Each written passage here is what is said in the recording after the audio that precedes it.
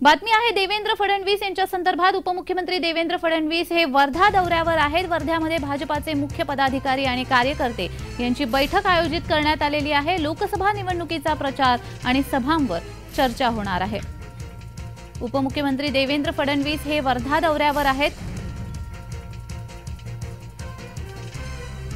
वर्ध्यामध्ये भाजपाचे मुख्य पदाधिकारी आणि कार्यकर्ते यांची बैठक आयोजित करण्यात आलेली आहे।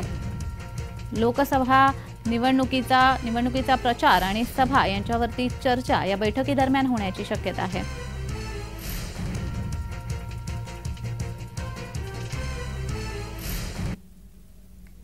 तर या संदर्भात अधिक माहिती देत आहेत आमचे प्रतिनिधी प्रमोद पाणबुडे। प्रमोद, उपमुख्यमंत्री देवेंद्र फडणवीस यांचा वर्धा दौरा आयोजित करण्यात आलेला आहे, अधिकची माहिती।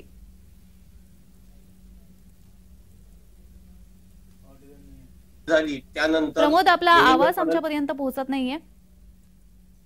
निश्चितच लोकसभेची दुसरी यादी जेव्हा जाहीर झाली आणि वर्धेची जे लोकसभेची निवडणूक आहे दुसऱ्या यादीमध्ये 26 एप्रिलला लागलेली आहे, त्याच निमित्ताने आज राज्याचे उपमुख्यमंत्री देवेंद्र फडणवीस हे वर्धा जिल्हा दौऱ्यावर आहे। सेलिब्रेशन हॉलमध्ये कार्यकर्ता आणि पदाधिकाऱ्यांची बैठक आहे। त्या बैठकीमध्ये सूचना सुद्धा करणार असल्याचे बोलल्या जात आहे की मोठ्या प्रमाणात कामाला लागा, कार्यकर्त्यांना तसेच पदाधिकाऱ्यांना कामाला लागण्याच्या सूचना सुद्धा त्या करणार आहेत।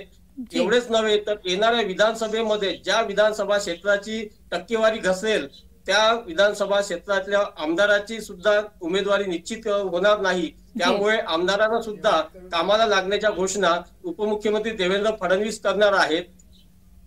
जान्हवी जी धन्यवाद प्रमोद, तुम्ही दिलेल्या सविस्तर माहितीसाठी।